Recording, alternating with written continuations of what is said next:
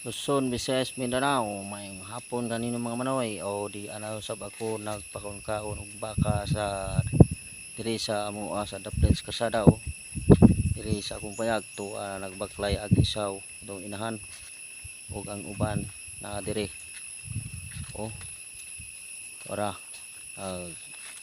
magsuon na sila og tuwa na po pula o tuwa na po dito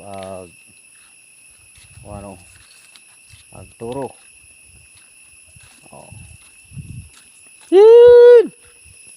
Mo ni nga nagpakaon-kaon ko kay mingawon puta sa tong alaga gikan Lunes nga Domingo ra nato bisita tungod kay walay tawo mabilin sa balay kay si Mrs. tuwa sa eskwelahan, si Manoy nagtrabaho ug mga bata ng eskwela ang upat.